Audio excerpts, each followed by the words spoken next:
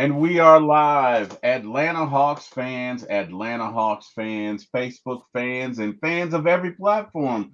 Welcome tonight to For My ATL Sports. We are going to be talking Hawks basketball. We're going to be previewing the semifinal matchup between the Hawks and the Milwaukee Bucks for the Emirates Cup.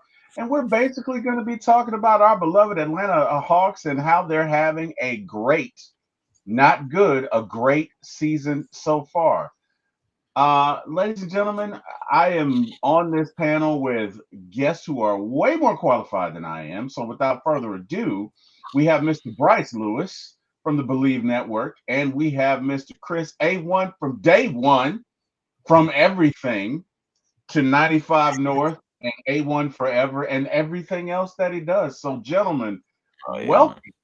Welcome. Let's talk about these Atlanta Hawks, gentlemen. Look, I know I'm surprised at how they're performing, but tell me, Chris, how are you feeling about Mm. this team? Did you expect them to be this good? I mean, well, I knew it was gonna be some ups and downs for sure. I didn't put any like real number on how many wins we would get, but the Atlanta Hawks, man, I believe just because they're healthy, we can really see what the Atlanta Hawks is doing. We started off the season honestly on a bumpy road. We didn't start off healthy. After like one game or two, we're losing Bogey. Our backup point guard didn't start the season. So, the Hawks, they had some struggles, but now that they're healthy, you really can get to see what this team really can be, you know? So, like, I'm excited about this team. I want to see exactly what they can do in this cup. It's against these Bucks. That's where I know we're going to get into it, and it's going to be great to see. Yeah. So, Bryce, look, you broadcast, you talk about these guys. You watch every game. Tell me your thoughts on this team. Did you think they would be this good? And I want you both to be honest with me, okay? Because I know what I thought, and you guys are more Right. qualified than I am. Bryce, did you expect this team to be this good? I mean, in the semi cup finals for the Emirates Cup. Tell me your thoughts on that. Um, I mean, it's something that I think you kind of look at, and it's like you don't really think about it. I think a lot of the things that are happening we didn't really think about, and the biggest thing Right. I was looking at was like, all right, I got to see how this team looks, new look, what Quinn wants, all the different things, and see how it comes together. So Right. it was one of those things where when you have young teams, it was like, all right, if we struggle to or have ups and downs to the first half of the season, I would expect them to be better in the second half of the season because usually young teams over a whole season play better just because they've been more continuity and things like that. But Right. I've always kind of looked at this team and I've always been optimistic about what they could do because I said I know what their problems were. They could not stop a soul last year. If you can't, you have to outscore everybody, and if you can't outscore everybody, you lose. So I mean, it's just as simple as that, and that's why I mean I was excited about the Dyson Daniels addition to help with that point of attack defense, and we've seen how much he has improved and how he's changed the culture in Atlanta defensively for everybody who now is defending because Dyson's defending so hard, and Yes. just Right. seeing Jalen grow and if it's like honestly, if you think about it, the components were there. It was just about how were the young players going to come along. That was really the big thing. You know what Bogey's giving you. Right. You know what Trey's giving you. Even Clint. Like as much as people hate Clint, I mean, they pretty much have. What one thing Quinn Snyder's done is he's pretty much just simplified everything.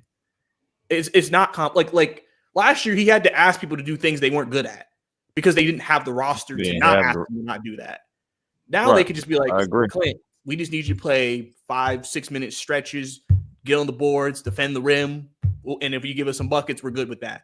Congo, you come into the game. If you can at least give us 10 plus, some boards, depending on the flow of the game, you might finish the game. Clint might finish the game. Hey, Hunter pretty much simplified his shot, which we were going to talk about obviously more. Hunter, Right. hey, hit threes or attack the rim. It's very simple stuff. It's not like you're asking these guys to do something they're not able to do. And so I think Right. when you look at that, I think you've seen the growth of the team kind of come quickly. Obviously, they had injuries at the beginning of the year. Everybody talks about who the teams they lost to, but it's like, again, I tell people, like, if you lose half your roster, you can't just expect them to just start just running through the league still. You lost half your Right. roster. So, Lost like, that. that makes a difference in Yeah. these games. And regardless of who you play, other teams have NBA players too. So, for me, I figured this team was going to be competitive. I just didn't have a number either, but I figured this team was going to be competitive. And I mean, if you take a look at the record, they're only 2 games over 500, so they're still right in that range of just competitive. But you see the construction of what could really build out throughout the season and really turn into something. And I think that's where you get the excitement from with this team right now. So for me, I knew that I felt this team was going to be competitive. I just didn't know how the season would go in terms of progression, continuity, things like that, because you really won't know that till they get on the floor. And with the injuries, it was like, well, we won't. And I kept telling people, you can't judge this team till they're healthy. You literally can't, because people were like, this team sucks with half the roster out. I'm like, well, yeah, most teams suck with half the roster out. I'm trying to tell you, we all gonna suck like that. Come on now. Yeah, so that's kind of where I kind of look at the Hawks going into the season. And to Bryce's point, man, you got to think about this too, T. Will. Like since November 18th, which is the game we was fully healthy against the Kings, the Hawks are still 7-1. That's so you got to think about it. Like that right there in itself just lets you know again when the Hawks are healthy, we can really see what this team has. You know what I'm saying? We've beaten some quality opponents, and at the same time, we have the Hawks stepping up yet again in a big game. That's why, like against these Milwaukee Bucks, it's going to be a huge game to see exactly, putting everything that Quinn has done systematically, the infectious, some behavior of Dyson Daniels and how it's infecting like players, even like Bogey. Come on now, Bogey even had a game with 5 steals. Now I saw that. I saw that. I'm not gonna lie, and when I saw that, I'm like, oh my God, Dyson Daniels.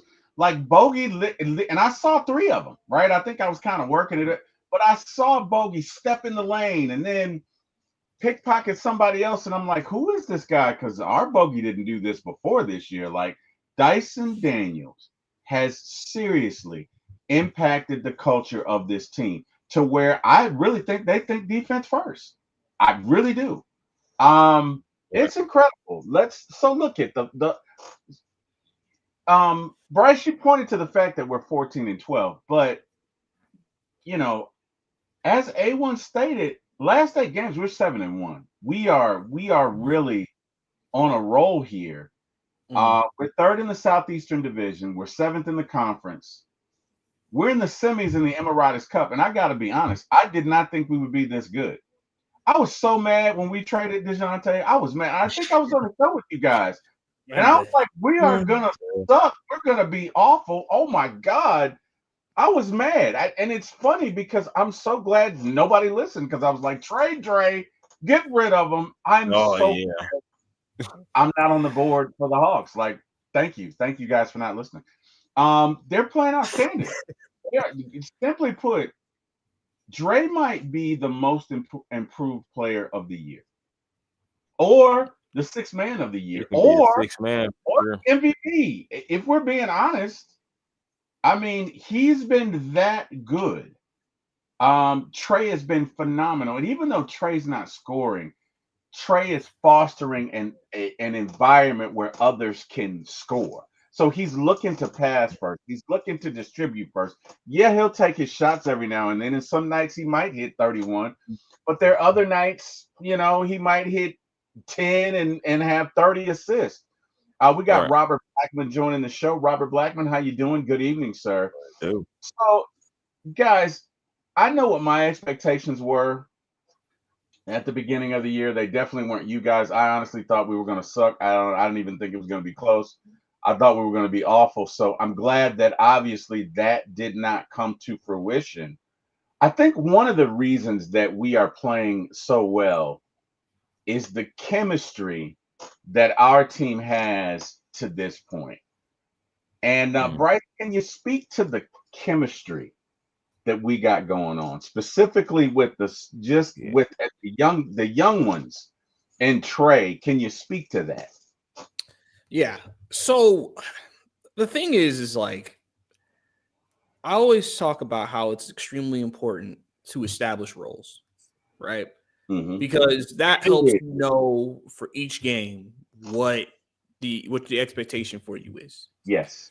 And I think that's why this team has always operated in a way where we're not going to go off what you think they should do. We're going to go off what is best for the team. Right. Rishi Shea is a prime example of that.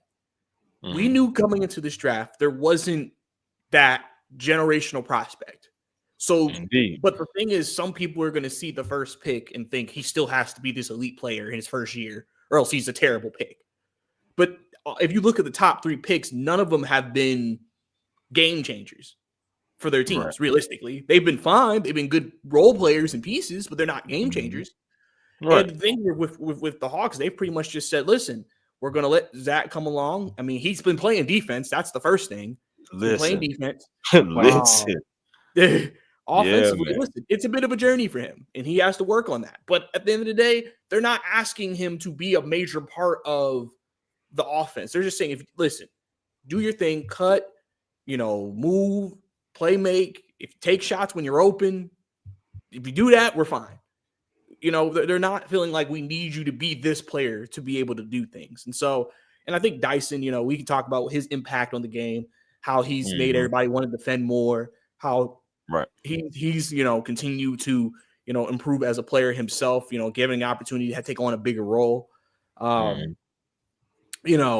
think Jalen, obviously he's the one out of all of them that have taken the biggest step forward. Obviously it's the second option, had struggles at the beginning of the year, had to get comfortable, sign a big contract. It happens sometimes. It happens to guys. We're all human at the end of the day. And he bounced back, and now he's been pretty much consistently good since, that first week and a half, 2 weeks of the season. So I think you're getting what you need, and it's all the continuity is all coming together with the young players.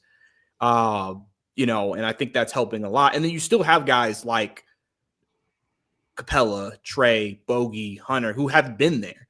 Like at the end of the day, it's like we call ourselves a young team because we, like, in a relatively sense, we are. But we still have guys who've been there. Remember, Bogey was there for East Conference Finals. Clint was there. Trey was there. Hunter didn't really play that much except the first round that year, but he's played in some playoff series. So they have experience. They've kind of been in the works of what it is. And technically, the guy who has the most playoff experience on this team is Clint Capella, because he was there when Houston was battling the Golden State Warriors, the peak Golden State Warriors. So he has that experience to be trying to go against teams and go against the best. And I think, especially right now, I think the NBA Cup has been huge for this team, because the thing about the Cup is, and I'd love to hear you guys' opinion after I get this point out. Okay. The Cup has always been something that people didn't know about, because it's like, okay, you're not, you don't get a draft pick. It's not like you're getting something like crazy. You're just getting money. People care about money. Players still care about money. Right. And you've also heard multiple players talk about guys on the end of the bench who may only be on an $800,000 contract, and that's their season salary. Like $500,000 to them is like, that's almost more half than what they're getting paid for the entire year. Right. So like guys wanting to play for that. And then you still are winning. You're winning a championship still. We can get into if they should have a banner State Farm, but they're still getting a championship.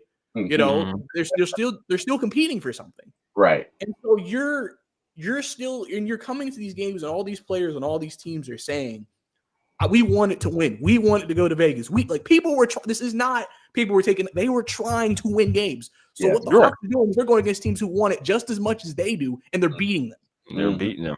And so this is such a great launching pad for a team that's trying to take the next step. That's why people say we were Indiana from last year. And Rick Carlisle talked about how he felt like that run basically propelled us, because now we competed against the best. We kind of saw a bit of what it takes, because there was a high level of intensity. The only difference is that in the playoffs, you get a 7-game series where these are do or die games. So this is more if you're going back to your college days in the NCAA tournament. Hey, we got to play our best game or else we're out. So one and done. I think the NBA Cup has been big for the development of this team, and just putting them in a position to kind of compete at this level. Like I said, Madison Square Garden is still a historic environment. They get loud in there.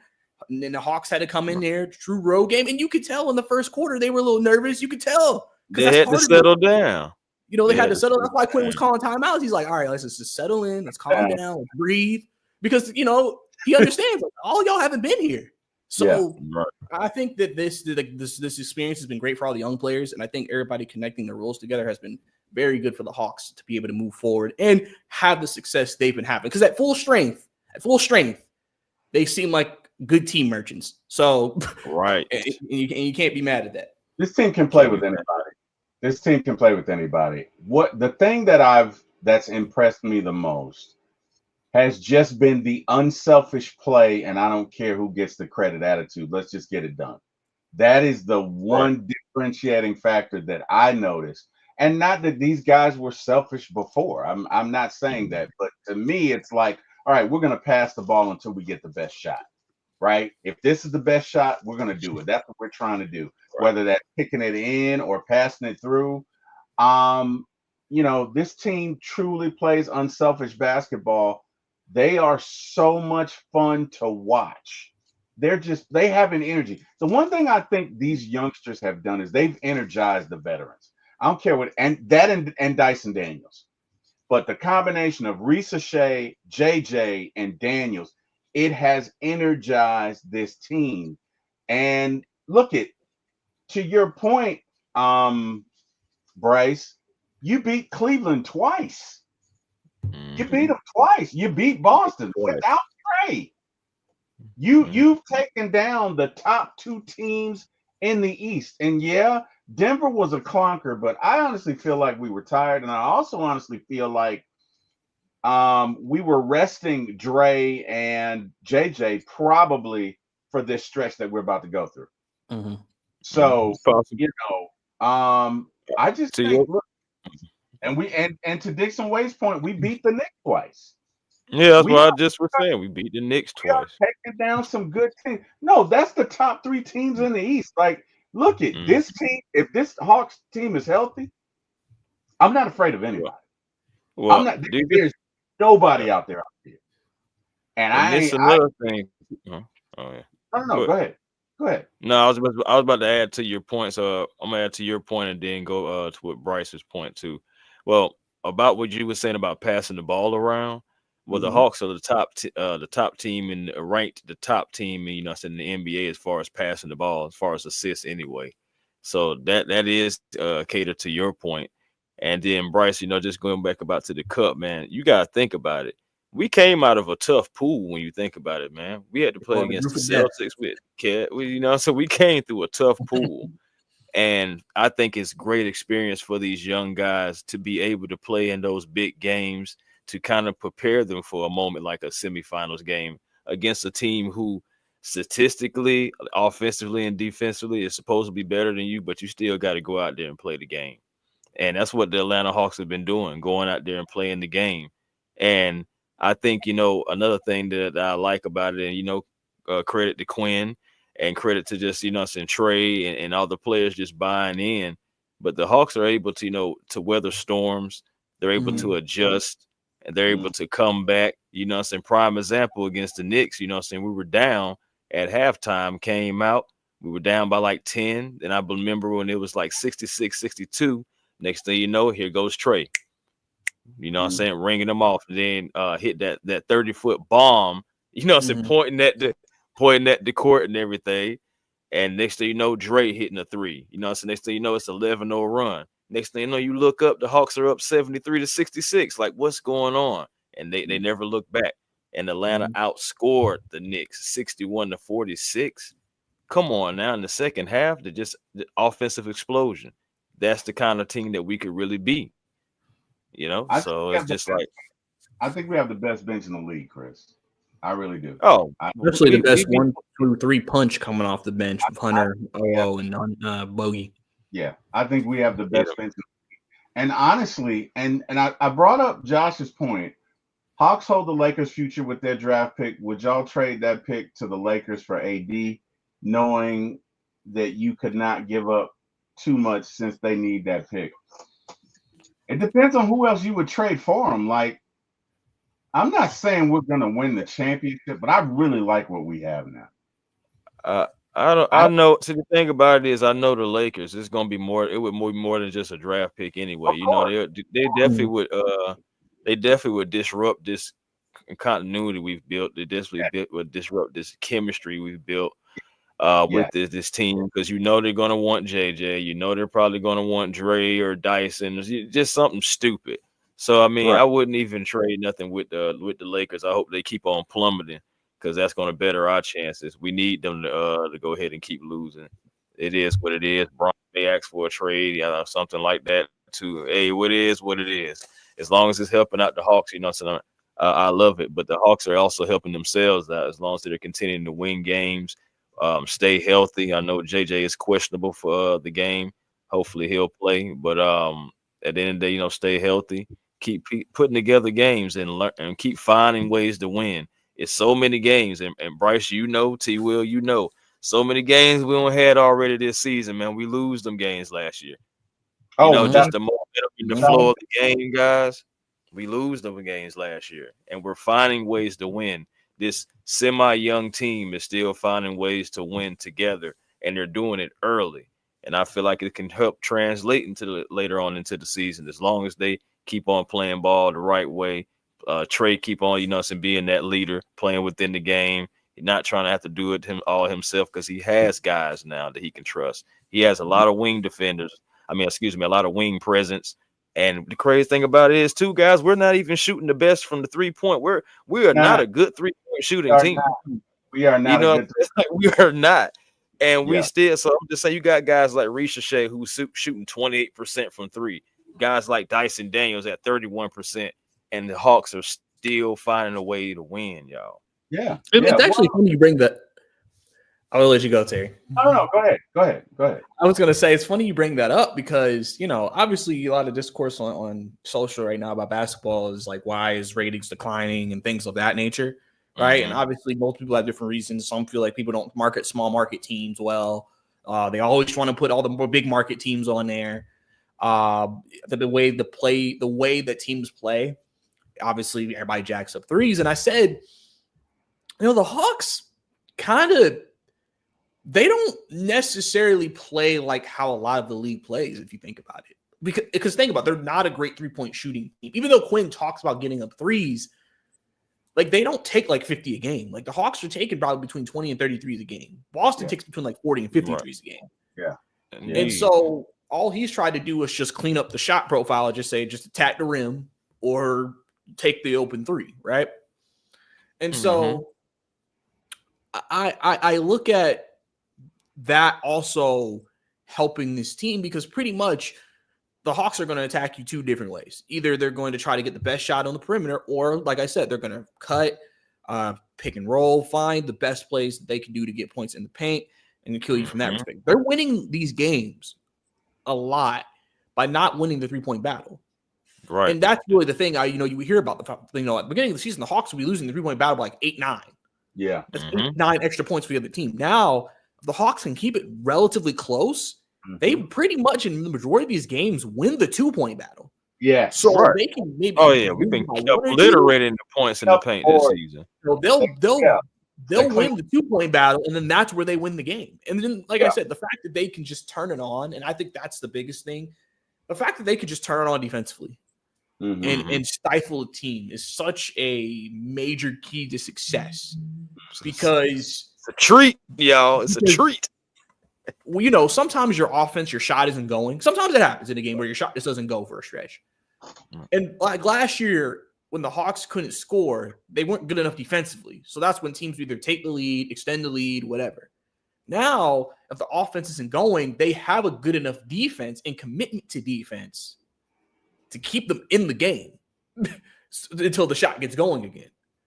And I think that also is big for this team. So I think the styles of play they have done this year has been huge for them because, like I said, a year ago, they did not have the ability to play these different ways. They can play high scoring, low scoring.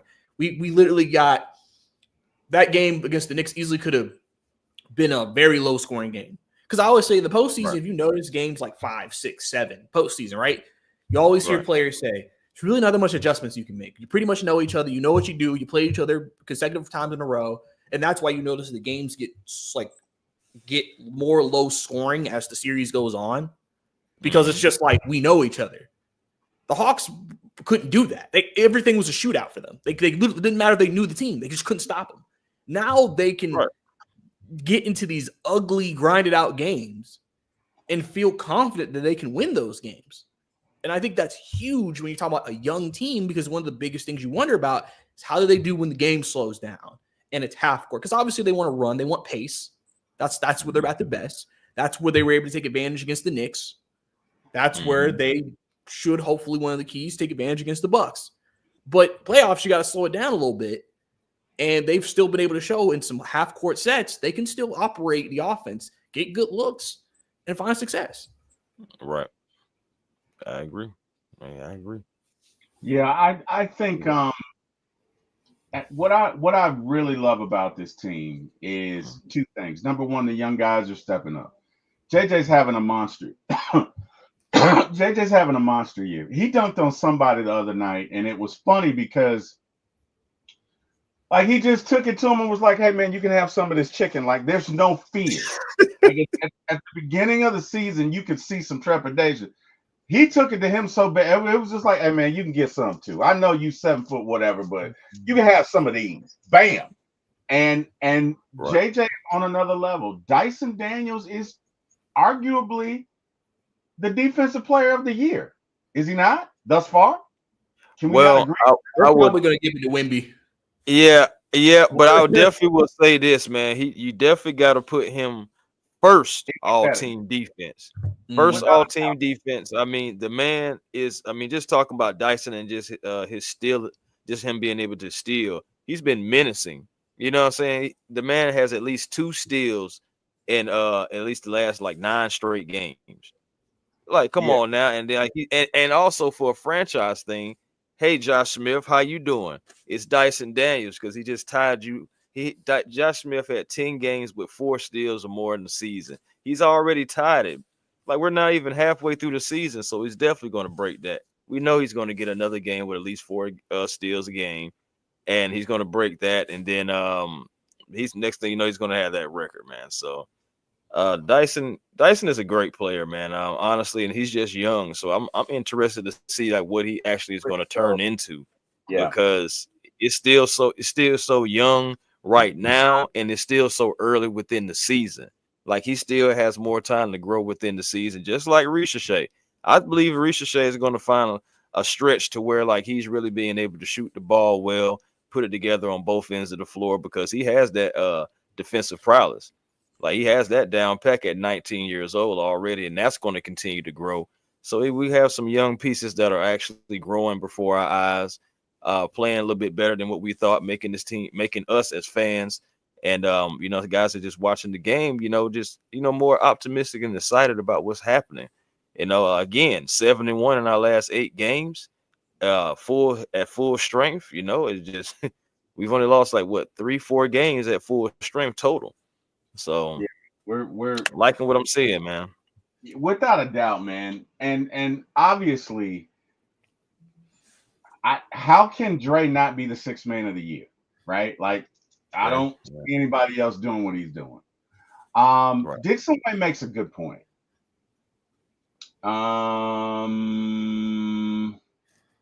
With Zach and Dyson starting, I'm sorry, Zach and Dyson starting has had a great effect on Dre. To be honest, Hunter Absolutely. has been unleashed offensively since he doesn't have to play defense on the best player and getting in foul trouble. That's a very good point. Right. That is a great point because he Absolutely. really is playing unabated, unabandoned, free, right? And I Hmm. think that so For the and first time in his career. yes, Dick White said this on his previous post. He said Dyson Daniels is the second biggest offseason pickup in the NBA. Dyson for DJ was a huge win if it was a straight up deal. The 2 picks are icing on the cake. Now we have the best bench in the NBA. Absolutely, guys. Yeah. I'm with you. I was so mad when we made that deal, but I think it's the best deal in modern day history that I know T of for Will the. wouldn't have made the deal, y'all. T Oh hell Will no! wouldn't have made the deal. I would not have made the deal. I would have We jacked it still up. would have had DJ. I wouldn't have made the deal, guys. Dixon Way is making such good points. I'm gonna throw him an invite. Dixon Way, if you want to join, you can. I don't have any other. I know you're not on Facebook, so I don't have any other way. But if you join, because you're making some great points, you can feel free to hop in here. Red has joined us. What's the last time we've What it seen? do? What it do? When's the last time we've seen Trey this happy? Love to see it. And you're right about that. You're right about that. Absolutely. Josh Green I mean, said, I love to see him being like a leader too. You know what I'm saying, to these young guys. I know you guys have heard about like him flying out with Dyson and Zach to his spot, so they can work out and everything, bond, and I Yeah. think that was pretty cool right there, man. That's how you show some leadership. Look it, man. Again, I'm not saying the Hawks win the NBA championship, but I'm not saying that because this team is performing so well and they don't back down from anybody. They're not afraid. They're not afraid. Bring on, let me tell you something. Chris, you and I talked about this way back in the season. When we looked at the next 10 games and we said we got Cleveland twice, we said those will be losses. And we were wrong. We said against Boston, that's a loss. We were wrong. Against the Knicks, that's a loss. We were wrong. This Hawks I team, thought we were gonna beat them Knicks. I ain't gonna lie. I did. I did not. So let me tell you something. It is a pleasure for me to eat crow because these guys are killing it. And again, it would not surprise me if we win this cup. I'm gonna say it. Bump Houston. Bump you. Houston, we ain't afraid. I'm not afraid of you. We can beat anybody. Now, it doesn't mean we will. Okay. I was about to say, it's Houston versus OKC, right? Okay. Yeah. Or OKC, whatever. Yeah. Bring on. We'll beat them. Hey, I'm not afraid of Charles Barkley is calling this the OKC invitation. Would I be crazy? Would I be crazy, y'all? Would I be crazy if I say I really want? Of course, I want us to win this game. I'm hoping that we're gonna take care of business against the Bucks. I know last time we caught them, it was like one of those things where we caught them on a back-to-back. But I'm hoping that we go ahead and take care of business against these Bucks because I'm hoping OKC beats Houston. Because I want my lick back on OKC. I ain't gonna lie to you. We almost got them the first time. For the cup. We got the first time. No, we got blown out in the fourth quarter. Oh, that's right. We also got to remember we were down multiple guys. Yeah, so we have to play this team at our that's why I really want them. I really want to play them. I really would love to have it be OKC versus the Hawks in the NBA Cup Finals. Yeah, and us taking them down and hoisting the banner, the whatever trophy and all that good stuff. Hey, they're doing do champagne, bro. That's what they did last year, bro. Champagne. Yeah, you gotta get that champagne, bro. Hey, bro, that's what they're doing, bro. I gotta celebrate the chip. Yeah, man. And it's just it'll be something for Atlanta to have too, man. And at the end of the day, it'll be something that we can finally just be like, yeah, no parade. We can celebrate something. Speaking of, and hopefully it'll catapult us further. Hopefully it'll catapult us further. Hopefully so. Speaking of parades, we have royalty with us as well as you guys. You guys are royalty. I'm just hey man, I'm just along carrying your beer. We got the Dixon Way, ladies and gentlemen. One of the hardest working men in show business. Does everything from baseball to basketball to football to probably checkers to chess. Hell, I don't know, but he does everything. But he is an Atlanta Hawks aficionado, as is Chris A1, as is Bryce. Like I say, I'm just along for the ride. So look it, Dixon Way. This has been a great season.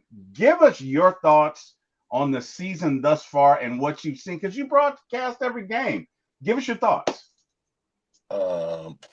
As always, thank you guys for having me on the platform. Anybody watching, make sure you hit the like button. It's the lifeblood of all of our streams, man. It helps us grow. It helps us get the recommendations of the algorithm. We don't understand, but please help us out. With that being said, the Atlanta Hawks are getting healthier. They're gaining chemistry. And this team is creating and growing another identity. For the entirety of the Trey Young era, they have been an offensive team. Let me outscore you. Right. Period. Either with Nate, with LP, and now with Coach Quinn. This is the first year. Now, they say in 2021, we were 16th in defense when we went on our run all the way out throughout the playoffs. But that team defensively, and we're still only just a quarter through the season, isn't as dynamic defensively as we are in right now. Absolutely. I truly believe that Dyson Daniels is what Cam Reddish was supposed to be. I also believe that getting Zach, regardless on if his shooting is not falling. Hey, I'm already reserved to the fact that his shot may have to come around just like Dyson's was. I'm already reserved to that fact, and I'm not mad at it. And I know a lot of people might be like, what? He's going to come out and he shoot too well. Look, I see the videos at practice. This is mental. This is all mental until he get over that mental hurdle, where whether it's a sports therapist or whatever, he may pop up and have those 20, 25, just like he had the 33-point game. But I'm more Larry, you cutting out. the way Zach and Dyson are playing right now off of each other defensively. Yeah, makes us very, very versatile, and the addition of Trey Young playing good defense this season. Shout out to Doc Rivers, who actually highlighted that in his press conference today, saying, "Hey man, everybody trying to hunt Trey, but he's a much better defender." You know what I'm saying? He's been studying what teams try to do to him, and he's actually it's hard. It's hard to get that switch on him now. He know how to rotate with the people and get back. You know what I'm saying? All the tricks now. So he's just he's like, you could tell that he's been studying a lot of film, increasing his craft. He was like, yeah. And I don't know if you guys saw Isaiah Thomas on Game Time, and he was saying Trey Young, his point per game average is down, his shooting splits is down, but his assists are at an elite level. Yes. He's saying this since I was playing against John Stockton. And he said right now he's setting everyone up, team up playing with him now. And the same thing, Doc Rivers said the same thing. Says like his teammates love to play with him now. Yes. And I'm gonna be honest, I can't say that was the case in the past. Yeah. So yeah, I agree with that. Trey Young, the evolution of Trey Young is with DeAndre Hunter not having to be that guy that, had to take the burden of guarding the best person, has unlocked him. I don't know if it's that or having a baby new girl, but I know I saw someone on Twitter say you got to have a baby every year now. So that's crazy. Dang, Dre. Baby every year. Got so much. Start doing something Ocho Cinco on or something. Antonio Calamardi. Or Sean Kemp, getting his Sean Kemp on. Yeah, that might be for y'all's time. Come on, I'm not trading anyone, guys. This is a quarter. Yeah, that's what I'm saying. Because it's gonna cost so much. Yeah, I hear people saying, "Well, package up Dre and Capella to go get a guy," and I'm like, first of all, I think Coach Quinn likes the two-handed monster. I think that's proven because they won't get rid of either one. Right. And DeAndre Hunter, there's no way I'll get rid of Dre when he's finally living up to the number draft pick. No, not at all. Deep contract. So it's just like, I don't expect him to be scoring 25 points a game like he is on this stretch. But 23, excuse me. But he get me 19 to 20 every time he step on the court. Yeah. He's so aggressive now, man. He ain't settling. If it's somebody little on him, he going mouse in the house. He going. Yeah. That on Payne was vicious. And he slapped the board. Like, get this little dude off. Right. Wow. Right. That's what I want. That's what I like. He's what I need. Bryant says give Landry Fields his props, and I gotta say, man, I see that at the beginning of the year. I did not see the vision that they had, but it's clearly there. And they're getting it done. Let's talk about, and I'll open it up to the panel. Bryce, when we made the trade, did you think it would turn out like this? You talking about the DeJounte trade? Yes. Oh, I honestly figured the defense would just be better. Ooh, Just naturally because the fit. Because I mean, it's funny. I was listening to Jeff Teague's pod when they talking about the Knicks thing, and he was talking about. I mean, because he mentioned when he played with Trey, he's like, I was kind of, even though I was more towards the end of my career, I've always been like a ball dominant guard, so like it didn't like fit as well. And he's like, that's basically what happened with DeJounte. He just didn't fit. Then he couldn't defend. And so you had no one who could help the defense and put more pressure on everybody else across the front line to hold up. They had to play a more aggressive blitzing style of defense. And it just wasn't ideal, right? And so I knew with Dyson coming in there, that would fix that issue. And now that issue was fixed, I was curious to see how it would impact guys like Hunter, how it would impact guys like Jalen, how it would impact guys like Capella. Because, I mean, Capella, one of the things when we got him when he came here, he was a rebounder and defender. And the reason why he hasn't been great defensively is because he has two guards who couldn't defend. So now he's put in trouble all the time, makes him look bad, and he can't defend the rim because they need him to come blitz ball carriers and stuff like that. So now that they don't have to, because Quinn even mentioned it, he said we still overhelp sometimes, but we don't have to. Like he mentioned, it's like, Dyson's really good at recovering, so it may look like he may get beat, but then he can recover. But like naturally, the team's used to just like, oh, I got to go help, and it's like you don't, and then that's where you start. And obviously, because they have length now, they can rotate better and still defend. But like he's just mentioned, like you don't have to all the time. And they even mentioned earlier this season, they said, Clint's probably used the last 2 years having my guard is getting blown past. I got to step up. Now he could just kind of stay at the rim and just kind of defend it. So I think that in and of itself, I knew was improving when we made that trade. I think people viewed DeJounte, said star, 20, 22 points a game. We're losing all of that. How can we be better? And it's just like, but you gotta also look at like, okay, construction of the team. Yeah. It's about construction of the team. It's about what type of team are you forming? Yeah. And that can make a difference if the team gets better or worse. That's why I've never liked this. Just throw two stars together and have them figure it out. If they don't play well together, then you're going to see it. You kind of need to find players that like see it all the time. You know, that's why people were like, after we traded DeJounte, we need to go get a star. Why are we not getting a star? I'm like, you just traded picks away for a star and it didn't work. And it happens. You shoot and you miss. You ain't just go back out there and do it again. Like I credit Landry for that. Like he said, okay, they've pretty much been trying to go youth for a minute now because they're like, listen, we are not going to sit here and just start spending all this money and trading all these things away to just get the team better. We will develop this. That's why they mentioned when they wanted the head coach after Nate, they said we needed somebody who is about development. About development. And Quinn said he loves developing. He loves coaching because we didn't have that. Lloyd Pierce was good at X's and O's. The players just hated him.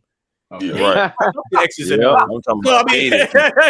I mean, so you couldn't get that. And now, for the most part, he was too cocky. He was too cocky of a guy that hadn't won anything. So, I mean, that makes a difference. And now you're getting the coach on the same page with the star. The star likes the coach. Now the players like the star. The team fits. Right. Boom. Now you're seeing success. Yeah. I like the way. I like the way about LP. Chris, were you talking about LP or Raheem? Oh, I'm sorry. We're talking about the Hawks. Come on, no, Larry. The players actually like Raheem. He just not getting the job. No, I'm talking about the arrogant part. I'm talking about the arrogant part you said. Yeah. Oh, you talking? Okay, yeah, I got you. Okay, my bad. I want to introduce Red to the show. Red, if you would, guys.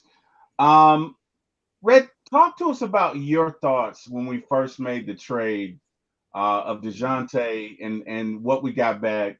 Did you see that it could potentially be this, or just tell me your thoughts, your initial thoughts when you heard about the trade and what we got back for him? Don't lie. Absolutely not. I didn't think anything. I'm about as dumbfounded and surprised as everybody else. So I ain't gonna even sit up here and lie and act like, yeah, when we made that trade for Murray, we were getting better, y'all. Championship run, here we come. Top order East. Absolutely not. And if you ask me, I think they was an accident, them getting Dyson Daniels. A good accident, but an accident. I don't think they just put it like this: they had to have him. They were just trying to get rid of Murray and get whatever they could get from him. Now, luckily, they got Dyson Daniels back, but I don't know what type of plan. Talking about some Brian, talking about give Landry Fields his props. I think we need to hold off on that. Let's wait till we at least get to the All-Star break and see where we at before we start giving props. Let's get past the trading deadline. You know what I'm saying? Before we start giving props. But because for all we know, this was a nice accident by Landry Fields. It was a good accident, but an accident, nevertheless. I mean, That's because I did not, nobody saw Dyson Daniels coming. Nobody saw defensive player of the year, and nobody saw moving Hunter to the bench and turning him into a sixth man of the year and actually making that fourth pick that we drafted him as. Now it's looking valuable now. Ain't nobody see none of this coming. Yeah. But I'm glad it's here. I am fair. so glad because, boy, Hawks are playing some winning basketball now. Quinn Snyder, I was wrong. You're right. He's definitely a good coach. He's not real flashy like a lot of the guys, but he's quietly effectiveness. You know what I'm saying? He don't really say too much. He let his players do the talking. He let they play do the talking. And, man, you got Trey out there shooting dice on the New York Knicks court. Shake them up, shake them up, shake them up, shake them. Snapped his fingers too when he did. Larry, you had thoughts on give me your thoughts, Larry, and then we'll go to Chris because Chris has been so patient. But give me your thoughts, Larry. When we first traded DeJohn, give me just your thoughts because you watch this team, you broadcast shows, been doing it for years. Give me your naked thoughts when we made the trade. Initially, I had the reaction as most fans said, but when I said, hold on, because I remember Dyson playing against Trey and playing against DeJounte, I was like, hold up. Let me go look at some more film. And then as soon as it wasn't even like an hour after they announced, I was like, yo, Dyson's going to come in here and be ridiculous. I was like, the only thing I worried about was his offense. And I'm one of the few people that was saying this early on. I was like, we get Dyson in here. I don't think he'll throw in. You know what I'm saying? And we had other people on Twitter saying that they wanted Kobe Buffkin to start and stuff like that. We don't know. Absolutely not. But when you look at defense against, I don't even want him coming off the bench. But when you look at Dyson's defense in limited time when he played against star players, he shut them down in limited time. Now, I always wondered about his offense, but when you go and look at film, they just stuck him in the corner. You know what I'm saying? Right. He's not a good shooter. No stand over there. But look, everybody know Willie Green can't teach offense. Like Willie Green is notoriously bad at offense. And I'm going to say this. The Pelicans had some of the best scouting for wings in probably the past 10 years. Excuse me. In the past 10 years. Look, they traded for Brandon Ingram because they knew they could work out with him. They drafted Nazi. They drafted Trey Murphy, Zion, Dyson Daniels. I mean, bro, they had a plethora of wings. They didn't know what to do with. And now they're in the problem just like we were. They thought that John Murray was gonna work with CJ McCollum. Oh, CJ McCollum. It's not gonna work. He ain't working nowhere, man. He sent his ass back to San Antonio. No. DeJounte was best when he had a Derek White. You feel me? He needs a Dyson Daniel or Derek White type to be effective. He's not gonna be able to guard. You know what I'm saying? He don't slide his feet good enough to stay in front of Bronson. Like that was the problem. Just like Bryce said, guys was just running around mismatch hunting. Trey, DeJounte, and Bogey. Like we always had at least two bad matchups out there on the perimeter, at all times. Yeah, we could score, but we couldn't stop nobody. Right. So Right. Couldn't stop now, we can stop people now. We shot 31% against the Knicks. And we blew the backs out in the second half. One. And one. And one. It's like, man. Look, man, I don't even get worried when this team down. Yeah, a lot of people. Well, when's the first time you can say that in some years? Yeah, they just right. We could be down by 10 points, and I still say, man, just wait till we're gonna go on the run soon. Just give some time. To be able to lock people down and you shooting that bad, and right? Have Dre Hunter attacking the basket, JJ. Oh my God, where is this passion? Where is this passion and energy been from Dre? I didn't know all we had to do was send him to the bench. I wouldn't trade. Well, we don't ever need to let DeAndre Hunter start again. Never start again. I think it's a combination of Dyson Daniels being added to. Hey, Bryce, can you correct me if I'm wrong? Did Holman say that Landry was not going to do this deal unless Dyson Daniels was a part of it, because they said no to Herb Jones. They didn't want to get back BI because of his contract and what he wanted. Yeah. And BI already turned down a $50 million deal from the Orioles. Right. I'm wrong, but I could have sworn that Steve Holman said that front office said they weren't doing this deal without Dyson down. So it wasn't luck. Well, what it was. I wish I heard them clips, Larry. Because that means Landry Fields actually know what he's doing. Then. Well, I don't know how you guys heard it, but I heard it was more so to where it was like they really were trying to, not the Hawks, but the Pelicans really was trying to just cut it off at the draft picks and Larry Nance and EJ Lindell. What I'm saying? But Landry Fields was like, I need Dyson Daniels, or we're not doing the deal. So we're not going to. Y'all telling me this GM eyes actually know what he's doing? It seems that way. Hey, my thing is in this situation, you gotta give him his props. I mean, he would at first. Remember, it came out. It was just Larry Nance at first, and then people called Dyson a throw-in because his name was added last.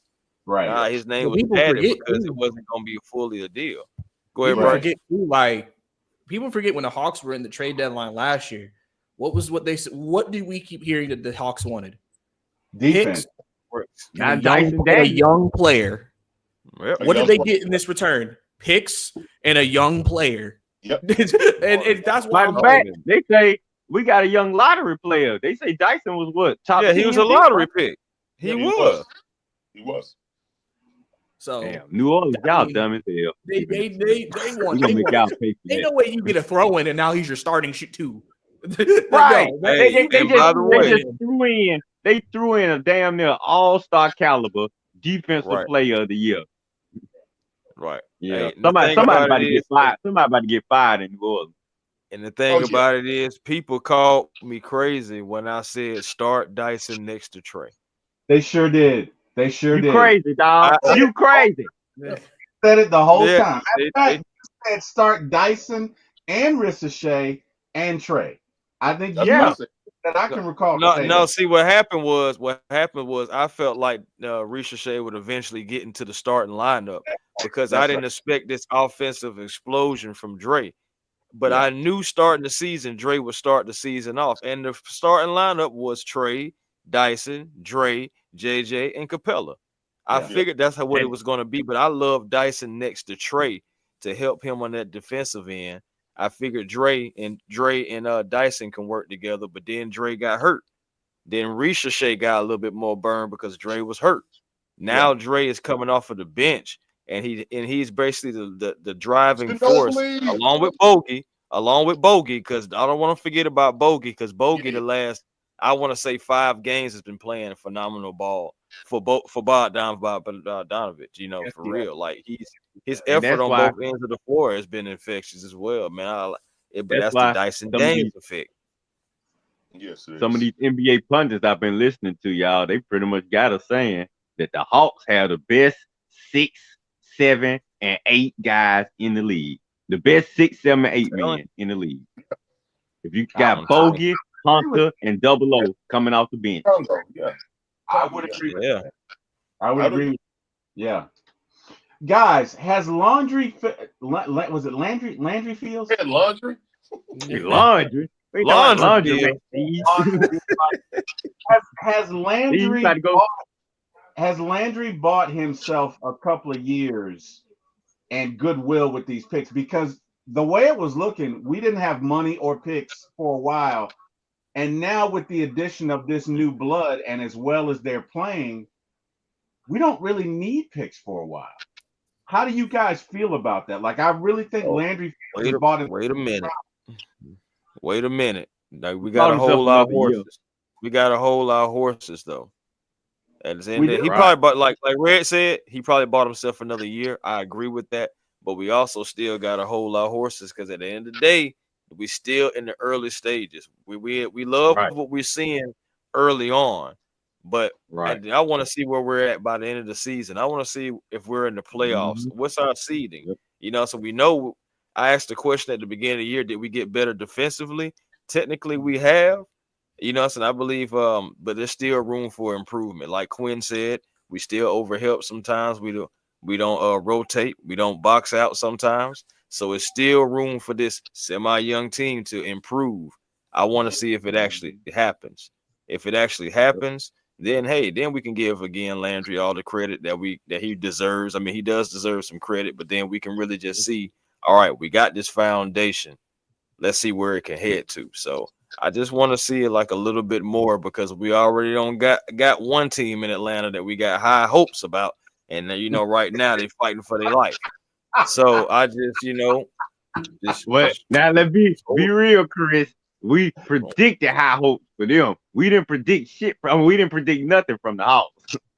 Hey, I give you that point. I think I was optimistic about it. It was just like, once you really start looking, and then don't forget about what Dyson did in the Olympics. I think that was an eye opener for people that watched him in the Olympics and saying, hold on, let's see what can it be? Because like Dixon Way said, the offense was the biggest question.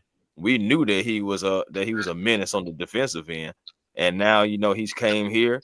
He's got that youth, you know what I'm saying? And then it's infecting everybody. Everybody's giving extra effort. You didn't see this from years past, especially with our veterans, such as Trey, such as Bogey. Didn't Dyson lead the game versus the Celtics? Yeah.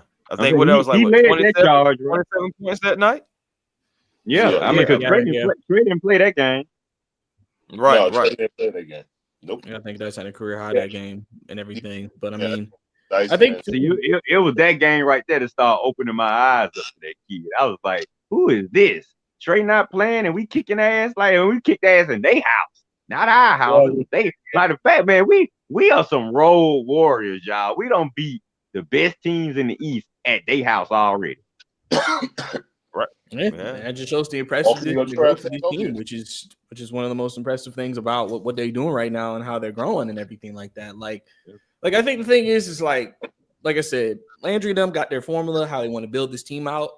So when you mention the picks, it's like the picks are still going to be a value. Like literally, Landry Fields was at an Ace Bailey game the other day. So like, because at the end of the day, for him, he's like, with the new CBA, you're not just going to see teams just throwing out money. This is kind of how you have to build teams now in the new CBA era. Yeah. You got to build, develop, coach. Yeah. You can't just think, boom, boom, really boom. Have to put a team together. You're going to have some owners who will do it, but like Atlanta will probably, as long as, at least with Landry and Quinn, I think they have committed to this plan of like, we're just going to continue to develop guys.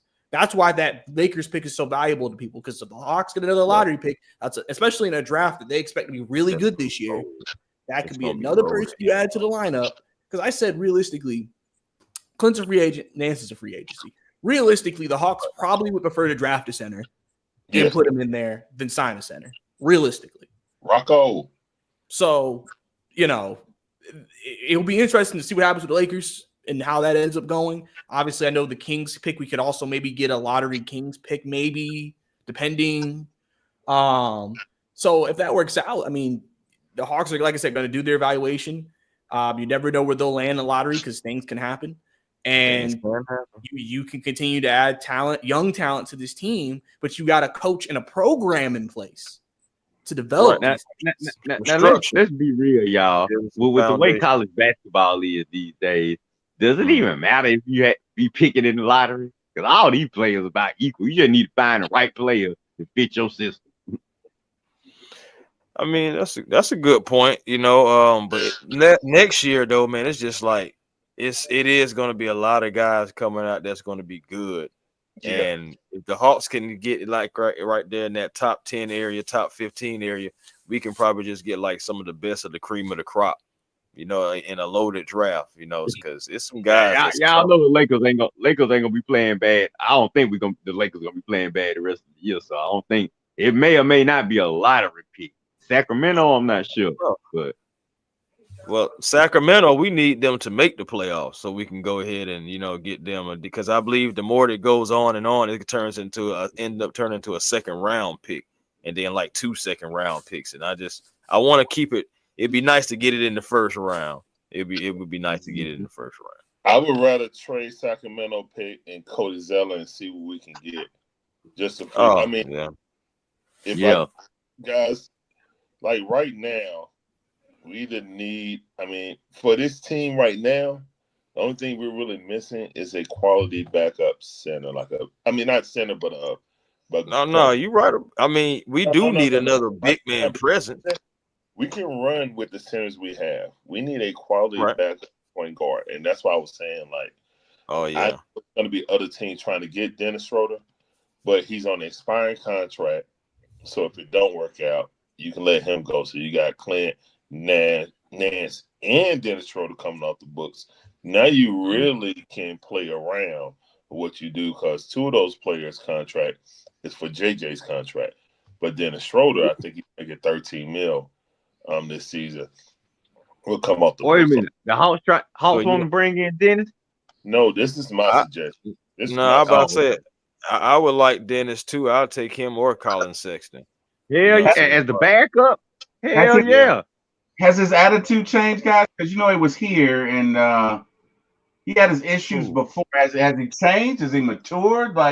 He ain't gonna have no choice because he know he's not starting. I think he has, because he's been, jumping around everywhere. But ever since he fumbled that bag, I think he's been humble. You know what I'm saying? Because the Lakers was gonna give him $75 million, and he said, "No, I don't want it. I'm gonna go." No. He bet on himself. I think ever since then, also, man, I want the German Jordan back. I'm sorry. When I see him, put Germany, just make sure you put Germany shirt underneath the Hawks jersey, and he gonna hoop. Right. I think that's what they're doing with Bogey. But imagine having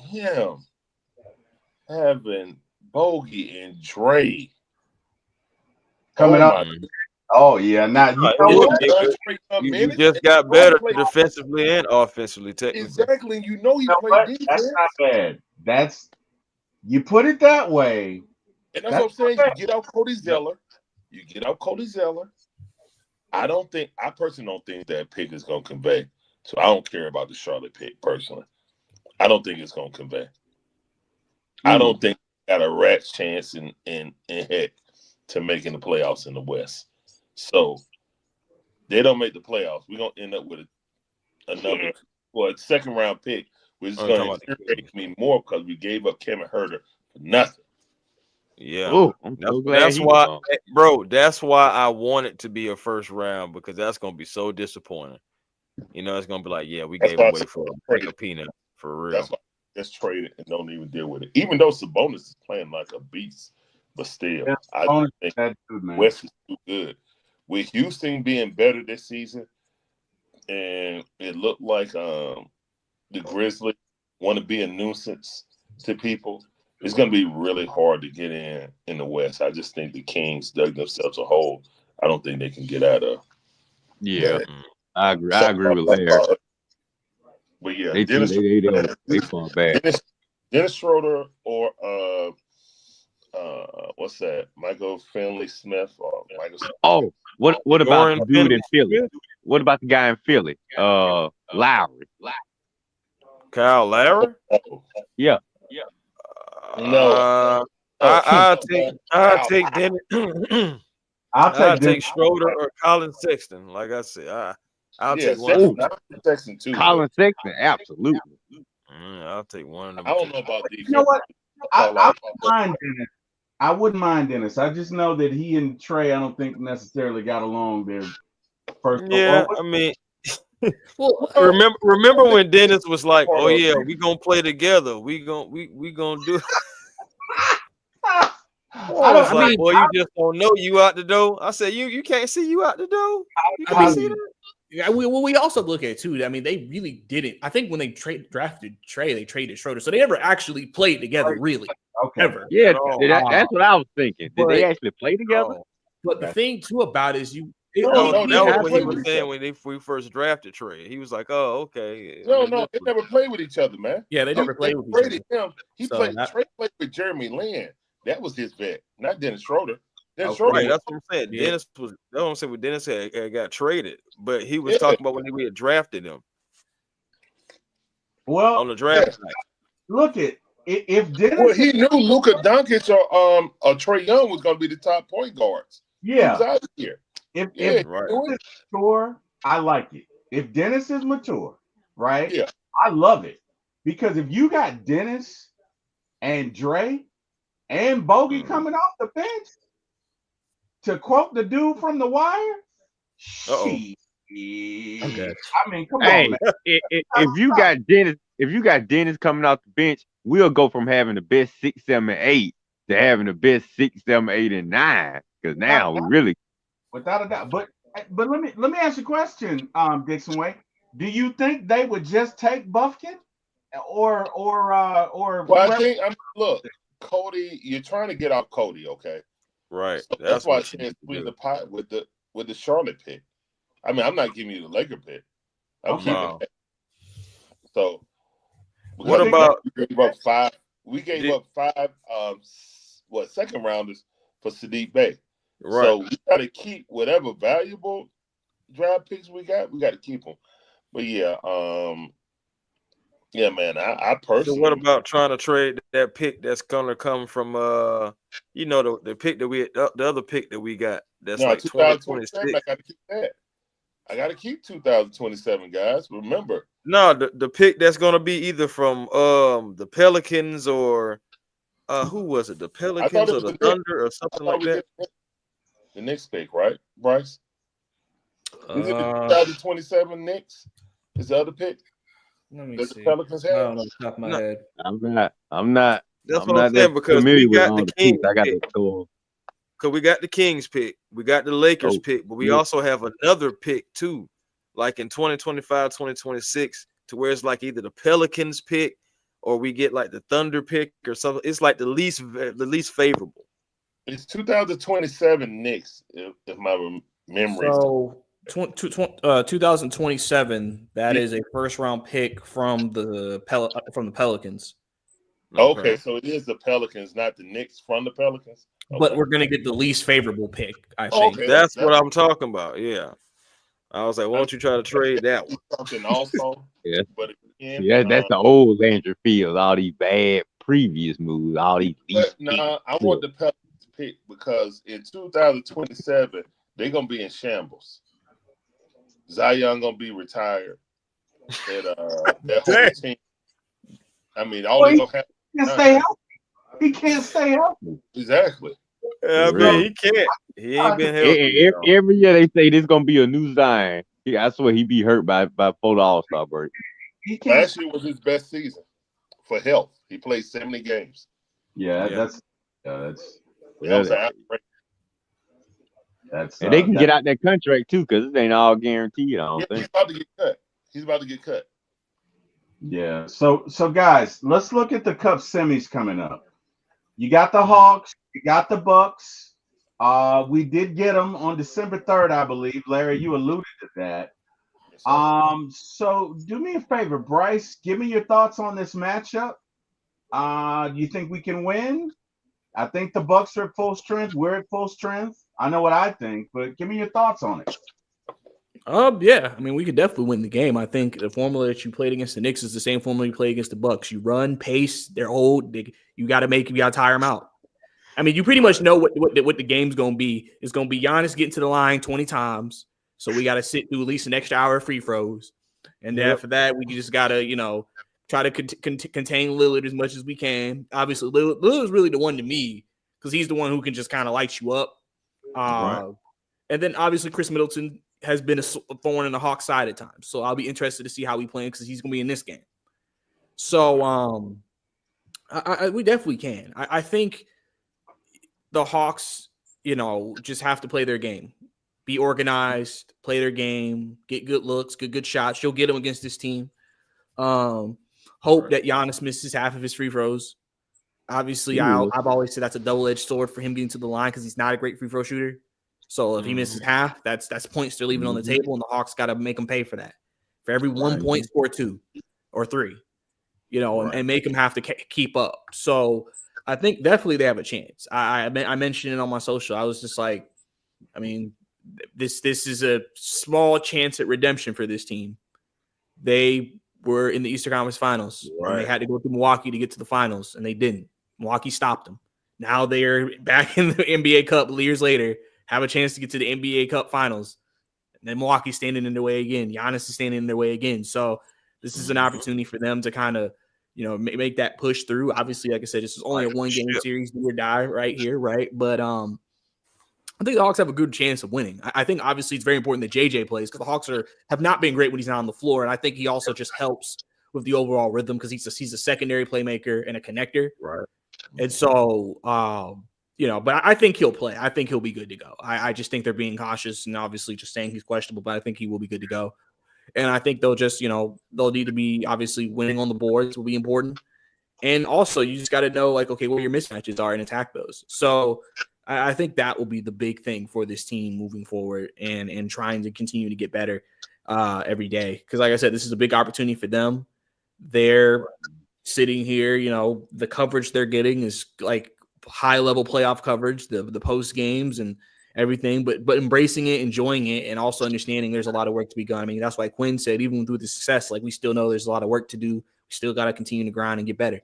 He's not going to, he doesn't want the success to get to their head because there's no reason to get the success to get to your head right now. We haven't done anything. So we just got to continue to play our game and then, we'll see how things go. I think these games don't count towards the record, or at least I don't know if this one does. I know the cup game does. All of them count to the record except for the final game. Okay, so the final game does not count towards the record. Exactly. So, Tomorrow game count. You still have a game where you're still trying to, win the regular season game, but also trying to advance. So I think the team's in good shape right now. I think they just got, like I said, come out there and play their game. I think the best thing you've seen, we talked about it earlier, was that the Hawks have been able to overcome early runs. Teams will sometimes start off really hot against them, and they've been able to be composed and get themselves back in the game. And they did that against Milwaukee. Milwaukee in that first game was up 10, 12 points in that first quarter. Jumped out on us early. Yeah. So I think that's big too, knowing this team can bounce back even if they don't always start fast. That's true. Chris, your thoughts? Bucks, Hawks, semis tomorrow, 4:30. Let's get it in. Let's go. I know I'm excited. I know you're excited. Chris, we talk just about every day, so I know how you feel. But I want you to tell the folks in the chat how you feel about this matchup and which way you think it's going to go. And now I'm going to shut up. Chris, what you got? Hey, well, to be honest with you, man, the Hawks have some prime time opportunity. They have the opportunity right in front of them to just seize this. Like Bryce was saying earlier, it's got like an eerie feel to almost like back to 2021. Bucks in our way again, but this time it's just one and done. But ultimately, man, the Hawks, we got to keep them off the 3-point line. They do have some shooters. They do have Dame Lillard. Chris Middleton's playing. He can knock down some threes. I know we give up 38%. So we got to, stay with the shooters as much as possible. I think, Giannis is going to get to the paint. Honestly, he's going to draw the fouls. They're going to call it for him, all that, et cetera, et cetera. And that's another reason why Milwaukee is 48%, which is 8th in the league, when it comes to field goals, But the thing that about it is the Bucks also give up a lot of points in the paint, and the Hawks have been dominant in points in the paint. Just like Bryce had said just a few minutes ago, you can pull out the same game plan that you had against the Knicks, really against the Bucks. Don't take them lightly because you did catch them on the back-to-back last time. So it's just like they have a little bit more rest, a little bit more prep time. So you still have to come out there, play your game, get into the fast break. The fast break points have been on your side, so you've been getting out in transition. Continue that fast pace, playing your ball, playing your style of basketball. Man, I think that would be a recipe for success and for the Hawks to move on and go to the NBA Cup Finals with the opportunity to, you know what I'm saying, give the city of Atlanta something to cheer for, even if it is just like an in-season type tournament style. It's still a banner. Last time I checked, and I think Red, you can attest to that. You can let me know about this. Didn't those Lakers hoist that banner from the Cup last year? Yeah, they hosted it, and unfortunately, things went downhill after that. So But at the end of the maybe day, the Hawks man, don't need to maybe the Hawks don't need to host the banner until after the season. Just make an announcement. You know, let everybody know we won. I don't want to host it till after the season. yeah, it's making something for all the fans just to come to at the end of the year. Yeah, there you go. I mean, like I say, we'll decide. I put like this. We'll decide, or let the Hawks fan base decide what they want to do. I mean, either way, we'll be excited. So I don't think it necessarily what happened with the Lakers is going to happen with us. You know. I don't think so either because they're older and they tend to wear down toward the end of the season. But Red, give me your thoughts on this matchup with Milwaukee. How you feeling about it? Are you excited? Like, give me your thoughts on it. Man, I'm excited. And you know what I'm saying? Anytime any one of my teams playing for something like this, the cup, championships, I mean, just overall respect, you know what I'm saying? Titles. I mean, this in-season tournament, I kind of was poo-pooing it last year, but now that the Lakers was in it last year, the Hawks in it this year, I mean, to me, it's actually working out fine for the NBA because get the NBA something for the first half because usually during the Yeah. first half of the NBA season, it's an afterthought because we so focused on college football and NFL football, you're not even thinking about what's going on in the NBA till Christmas time. But now, man, we all right smack dab in the middle of the season. It ain't even January yet. And to quote what Bryce said about the Bucks being our way, yeah, they in our way again. But who was really in our way last time? It was that referee that was in the way that stepped on Trey foot. So hopefully we keep him out the way. You know what I'm saying? And maybe we won't have any issues. But like we did before. The ref got to be in the booth. They got to call the game from a booth. Yeah, something, man. Just keep them out of Trey's way, keep them out of all our players' way. I don't want nobody, turning no ankle against some freak injury because the referee standing too close or something.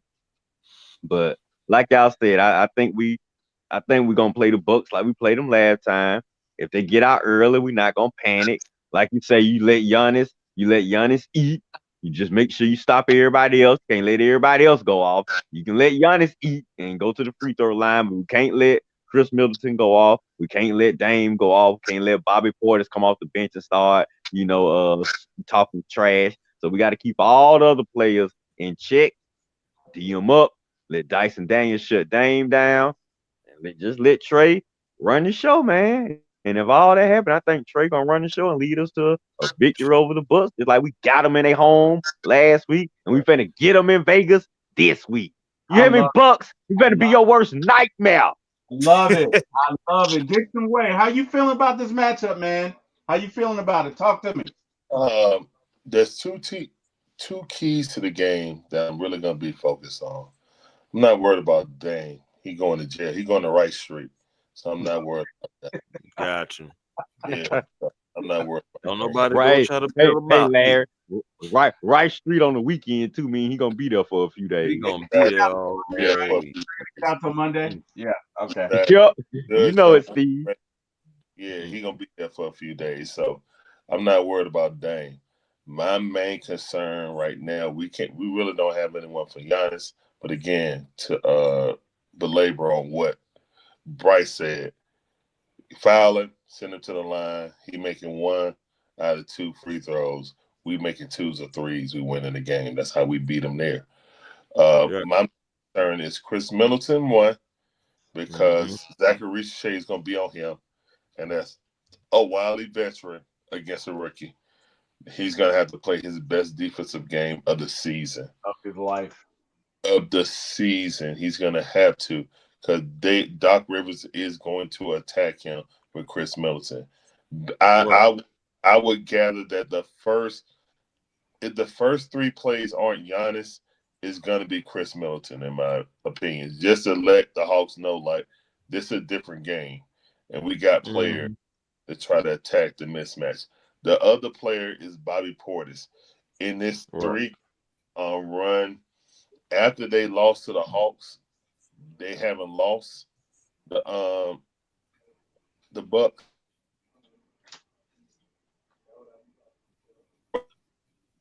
Dixon, where in you 3. out? So he's coming into the cup. He's coming into the cup super hot. So Chris Middleton and Bobby Portis are going to decide if we win or lose this game. If we can contain these guys, Giannis do what he do. Mm-hmm. Dame is on right street. You know what I'm saying? The only thing he could do is try to draw fouls against Dyson. You know what I'm saying? That's it. He couldn't do anything else. He was clamped down. But Chris Middleton ultimately is going to be the decider. How Zachary Richey plays against him, if Dre is forced to play more minutes, because also the best thing about this is Dre keeps to save his knees. You know, Mm-hmm. it basically gets him rejuvenated. So everything begets another.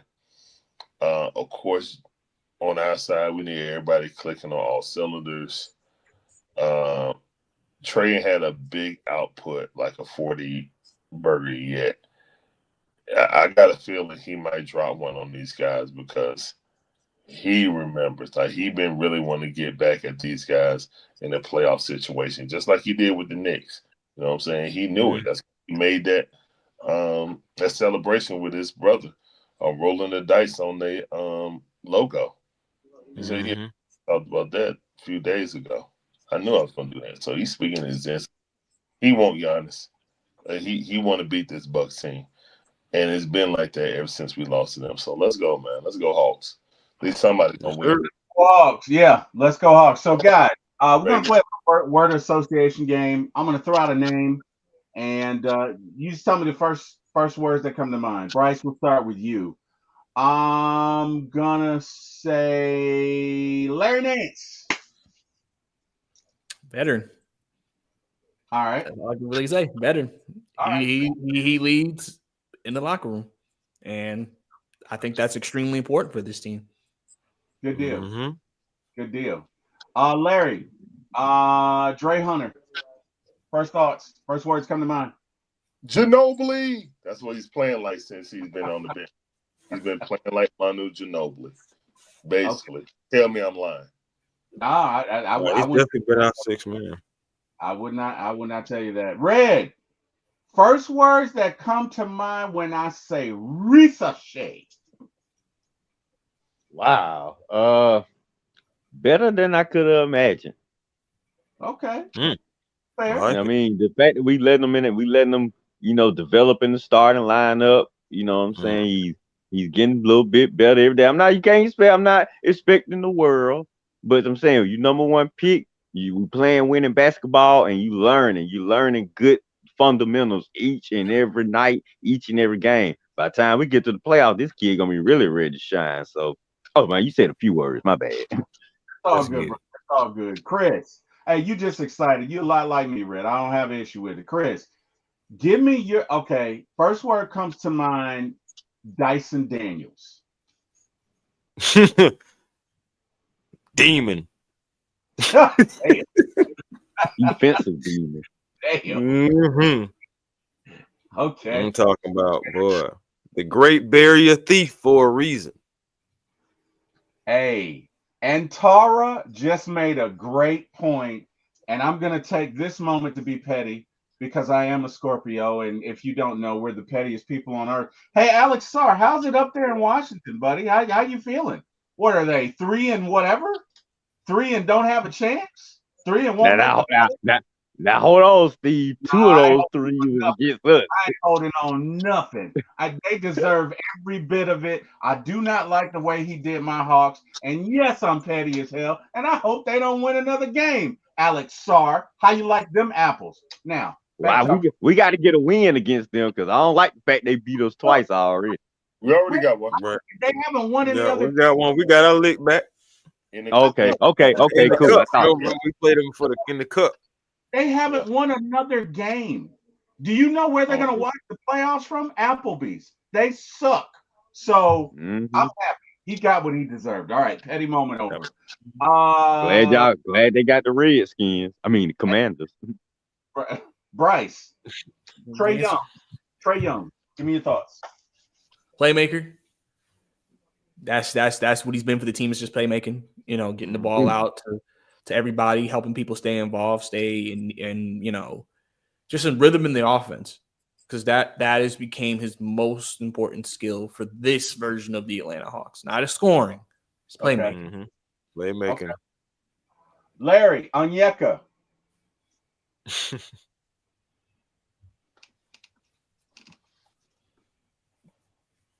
Do I have to say something nice? No. Yeah, we're talking about Big O. God, somebody know. Oh, that is Oscar Robertson's name. Do not call him Big O. That's disrespectful. Okay. I will say that Toyeka Kongwu has been much better than he was at the beginning of the season. I think he's getting over his rust.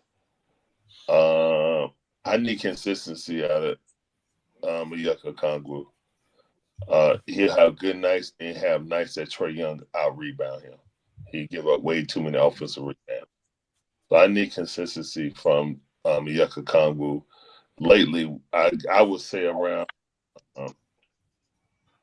4 games, he's been pretty consistent. But again, I can't see him having a 3 or 4 rebound game and Trey Young got rebounded. That's disgusting.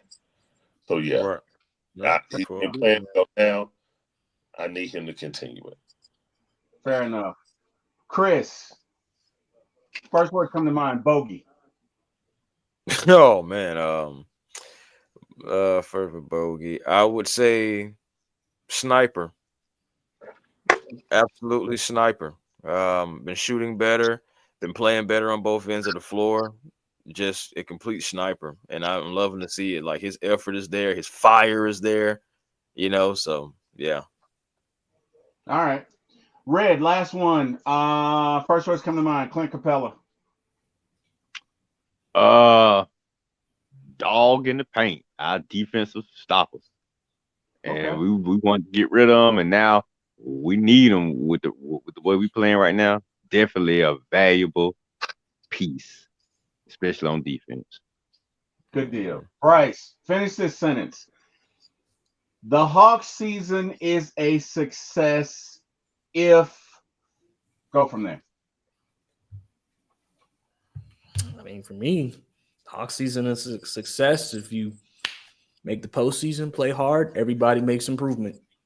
Simple as that. Doesn't change for me. Good deal. Larry, finish this sentence for me. Hawks season is a failure if Go ahead. A failure. Whole season is a failure if we stop trying to develop Zach. The whole season is a failure. Okay. If we make a rash move and trade, players off trying to get DeAndre 8 or trying to get 80 or no, I'm just saying things that I've heard on Hawks Twitter. You know what I'm saying? Trading away Hunter and somebody else that Bogey and someone else, or Clint Capella and Bogey and something to get someone who's going to marginally help this team or overall is going to kill like chemistry Yes. and Mhm. having the best The locker room. And the be locker room. Yeah. in the locker room. So, Yeah. trading Larry Nance, who's pretty much the light skinned Solomon Hill right now. So, Mhm. yeah, no. Solomon Light. Failure if we reach for a Solomon trade. We reach for a trade. I think it'll be a failure because right now, the best thing that's going on right now, we're growing team chemistry and Yeah. we're also developing, just like Bryce was saying, Yeah. and you have to build it that way in this new economy of the NBA. And you just pay AJ a super cheap deal. He's going to be a multi all star, So, yeah, just don't mess it up. Gotcha. All right. So, guys, it's time for predictions. We have this matchup coming up, and I'm gonna go on record. I'm gonna say the Hawks beat the Bucks. I'm gonna say the Hawks beat them 112 to 109. Defensive stop, last possession of the game. Bryce, give me your score prediction. Hawks Bucks. Go ahead. I'll go 118-110. I like think it. we'll make some plays at the end and we'll create some separation. I see a bounce back game for Bogey after the last game. This game, I see a game from Hunter. I see another 20-10 from Trey, and I think Jalen Johnson might be able to get a triple double this game. All right, Chris. Final prediction. Score. Hawks Bucks. What you got? Well, I got the Hawks taking this one, man. I got them taking it. I would say I'm gonna go 115 to 102. I think in the second half, the Hawks really started to pull away from the Bucks, establish their dominance, get out into the fast break, keep that pace, tire these guys down. I think they're going to give us a little fight in the first half, but second half we're going to go ahead and put it to bed. So yeah, 115 to 102. All right, Red Rose. What's up, big dog? What you got? My prediction is probably gonna go kind of like the last game. We'll let them come in. We'll feel them out a little bit. Let them. They might get out a little early, and once they start to get confident and cocky, we'll do our thing. We're gonna stop Dame and Chris and Bobby from executing like that. We'll let Giannis tire himself out. He can go to the free throw line and build a doggone library with all those bricks he gonna throw up. We don't care. But hopefully we can get him in foul trouble. Clint can probably get some easy baskets on him. Hey man, it is what it is.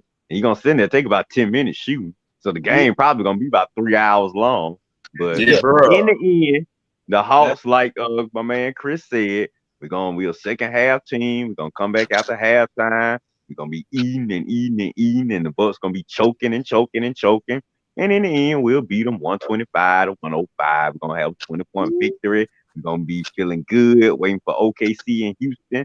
And man, come Monday, Tuesday, whenever that final game is, ATL, baby. I'm gonna have my Hawks jersey on at work. I'm gonna be looking fly, baby. Let's go, Hawks, baby, fly. Oh my goodness. Larry Dixon Way, the hardest working man in our business, one of the best announcers in our business. When you announce this game, sir, and the clock hits 0, give us your prediction on what the score is. And I will be watching tomorrow, Larry. All right, that's what's up, man. I appreciate you. I'm saying 123 to 117. Trey hit +3 at the end of the game. We go into foul, hit free throws. This, then the third. I think it's going to be relatively a high scoring game just because Chris Middleton is going to be there. I don't think we're going to hold them under 110. If we hold that team under 110 with Chris Middleton, we are right there with OKC with the best defense in the league. OKC, Houston, those are the two best defensive teams in the league. And we hold that team under 110 with Chris Middleton, we will legitimately be a top 5 defense, even though the stats more reflected right now. Eventually, the season will be a top 5 defense. Everybody locked in. I feel like they're winning the cup. I feel like this is before the season. I said if Trey Young averages between 20 and 22 points and 13 assists, 13 to 15 assists, I say he'll be in MVP conversation.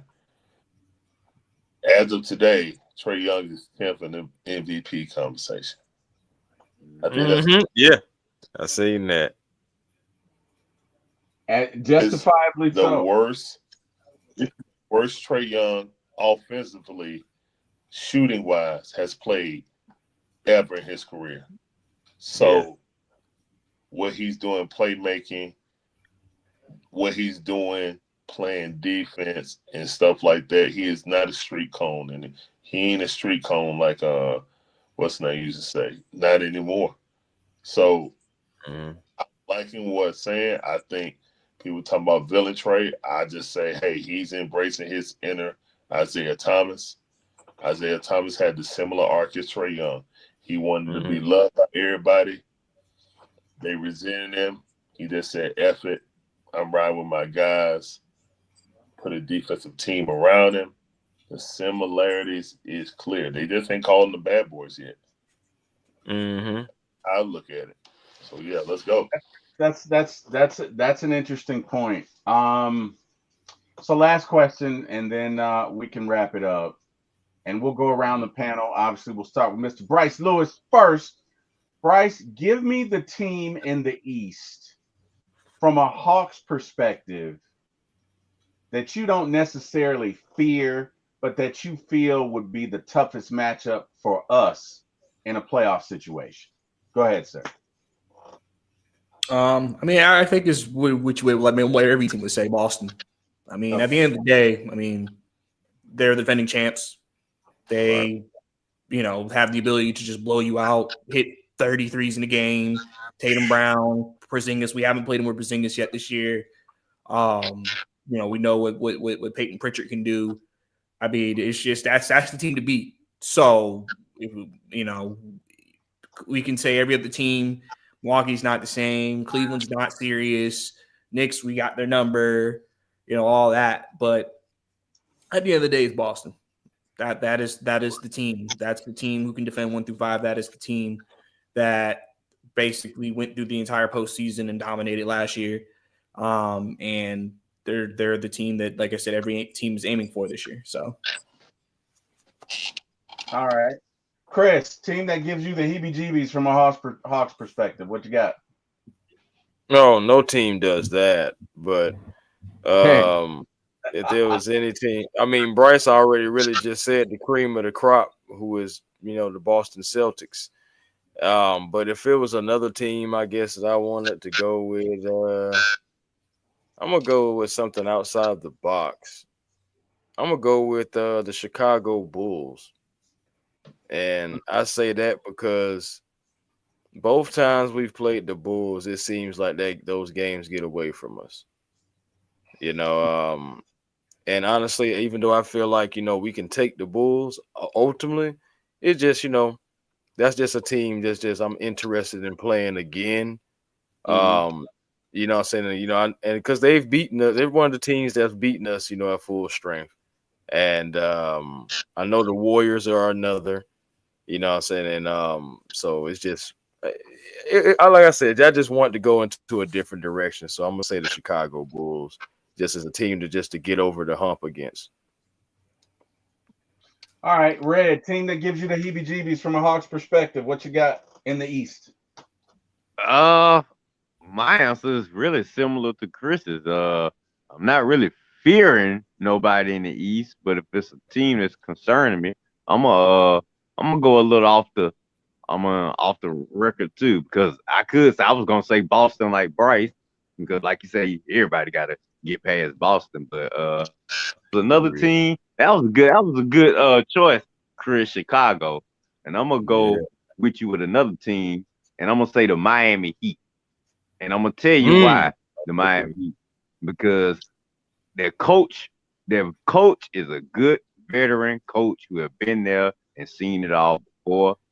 And it's just something about the Heat, man. When they play us or when postseason time comes, Eric Spoelstra always had these boys ready, no matter who on the team, no matter what type of players he got. I mean, even if it's players he found at the YMCA, they'll come in and all of a sudden look like all-stars for him. We'd be like, who is that guy? Where'd they get him from? Man. So, I mean, and I ain't fearing nobody, but you know what I'm saying? The Miami Heat probably give me just a little pause for concern, but I still think the Hawks will get them at full strength. And honestly, I think we might be able to get everybody at full strength. If we on our game, I mean, I'm just loving what I'm seeing so far. So I might be a prisoner of the moment. I might be a little fanatic right now, but like I say, I just think in a 7-game series, us at full strength, we can hang with anybody in the East. I love it. There we go. I love it. I love it. Larry, who gives you the Freddy Kruegers from an East perspective against the Hawks?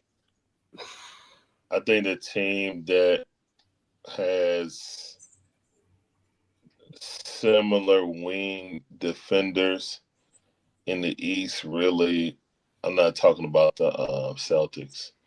Celtics are 1-1. Really true. The Orlando Magic, the team that won that division, is the biggest obstacle for the Atlanta Hawks. First, we haven't played them yet, so that's the only top 5, 6 we haven't played this season yet, and they're supposed to get Paulo Banchero back after Christmas. Now, Franz Wagner a little bit longer, but they're supposed to get Paulo Banchero back. So, and this team, even without their number one player for the majority of the season, has played well. Now, Franz Wagner going down, who's playing at an all-star level also, it's going to shake some things up for us. But I'm really seeing like Suggs is playing great defense. That team well balanced. They don't shoot well, but they play like us. So for me, I think the Orlando Magic, the path for the Hawks being a top 5 team goes through Orlando. Because if we want to be a top 5, I would love to be 5 versus 4 again versus the Knicks. You know, we can shut these Knicks fans up once and for all and show them who the mayor of their city is. So they said, you only won 7 games now to 14. It's like, okay, yeah, but when y'all ain't counting the playoff run, and when the games matter, Trey Young has eliminated you guys. He's 5-1 against y'all. Yeah. So, you know what I'm saying? You can count them regular season games. That's cute. But when just like you did, when the money on the floor and Trey got them dice in his hand, get him again. Shake them up. Shake them up. Shake them. It's Orlando. I'm not worried about the Heat no more. They're going to trade Jimmy Butler anyway. And once they trade Boogeyman, I ain't worried about it. Yeah, that's right. They are trading Jimmy. You're right. I forgot they traded Jimmy Butler. Yeah, they're going to trade Jimmy, so I ain't worried about them. I mean, normally I would go right along with you, Red, and say Miami, but I think Orlando is, you know what I'm saying, that stopper in the door that we got to pass to really ascend to a top 5, top 4 team in the East. All right, guys. Sounds good, guys. I appreciate everyone joining. What a podcast, guys. Really appreciate all of your input. This was fun. We're gonna start, and you guys tell everybody where they can find you. Red, we're gonna start with you, sir. Where can these fine folks in this chat find you? Well, in a few hours I'll be getting up, starting Red and Rev. Y'all know how we do it. 10. No, we'll be at 11 a.m. tomorrow. So we'll be Red and Real Sports Show at 11 a.m. You can look at it on my Facebook page, or you can find us on YouTube. National sports topics. Definitely gonna get some Hawks talking, because Rev a basketball aficionado, so he's been impressed with the Hawks. So I'm pretty sure we're gonna talk about the Hawks. Yeah, And, I'm gonna try to get up in there tomorrow because I want to hear what he got to say about Trey this year. Oh, Trey. oh Hayes. yeah, Yeah, I'm coming for yeah, him. because he's been admitting he was wrong on some things, Larry. So you probably gonna love his take. So 11 a.m. tomorrow, Red and Real Sports Show. If you missed the show, you can always watch it on my page afterwards on YouTube. You know how we do. I appreciate everybody's support. Appreciate chopping up with you fellas. Y'all my Atlanta sports guys. I love chopping it up, talking Atlanta sports. Thank you for having me, Steve, Chris, Bryce, Larry. Love, fellas. Yes, sir. Thank you. Mr. Dixon Way. I mean, we don't have to say it. Everybody in here everybody in here knows who everybody is, but Dixon Way, tell these folks they can find you. Now, I'm assuming you're doing the game tomorrow. Is that right, sir? Yes, that is a correct assumption. It's gonna start at 4:30 because the game is at 8:30. The next game because of Giannis freaking free throws. You ain't lying, man. I told you it's gonna be like the Titanic. It's gonna be 3.5 hours. One Man. that is 10 seconds. What is up with that anyway? Like what the bro, it's crazy. It's crazy. I have legit like warmed up a plate while he's at the free throw line. It's crazy. Give Giannis 10 seconds. Warm up a plate and cook some Roman noodles while you doing that. They give Giannis 10 seconds before he get the ball so he can do this, look at it, breathe about 10 times, and then they give him the ball. And then he still take 15 seconds to shoot the ball. Tony, that's abolish the rule. That's abolish the rule. That's all they had to do. Just abolish the rule so it don't even so it won't get on my nerves anymore. But anyway, yeah. Oh man. And my beautiful wife do live commentary, all our favorite sports teams. Braves, the Hawks, the Falcons, the Bulldogs, even my wife lizards. And appreciate having me on the stream. She love her to death, but she knows she will put some. Appreciate that. We'll be having a stream. We'll come on around 4:20, something like that. Get in a little bit early, but we know basketball games always start 10 minutes late anyway. So thank you for having me on there. Make sure everybody you hit the like button. You know what I'm saying? Subscribe to everybody on this panel and help us out, reach our goals and stuff like that, man. So yeah, man. As we close in on 10,000, almost there. That's awesome. That is, hey man, he deserves a hand for that. That's awesome, man. I told him about a week ago. I was like, man, congratulations, it's almost there. Congratulations, man. I think Larry, you know you're gonna get the goal, man. Because with the way the Hawks playing, you're just gonna get more and more view here. I'm gonna tell them to come watch it. Just so I'm tell them to come watch the Hawks commentary. So don't worry. I'm gonna have my UPS folks in your page soon. Cool.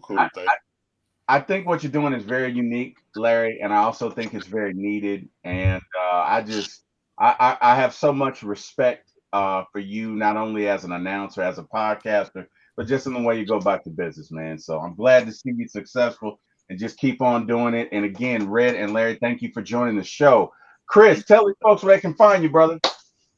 Hey, man, A1 Forever Sports, that's the platform on YouTube. Please come over, like, comment, and subscribe. Help your boy continue to get out there in the YouTube universe. Hey, man, just crossed over 4,100, looking to try to get to 42. So, man, we're grinding over here at A1 Forever Sports. Also, find me on Twitter. So I still won't call it that X stuff or whatever. But find me on Twitter, man, A1 Forever, Instagram, A1 Forever, on TikTok as well, the real A1 Forever. Thank you for having me on here. Thank you guys for this Hawks conversation that went almost 2 hours, man. It's some real good stuff.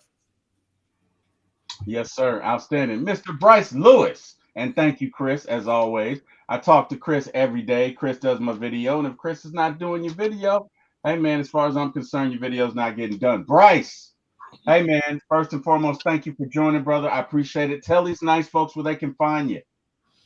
Yes, sir. You can call me and follow me across all social media platforms, Bryson_2K. You can keep up with my podcast, Believe in Hawks, BLEAV, Believe in Hawks podcast, available on any podcast platform that is available out there.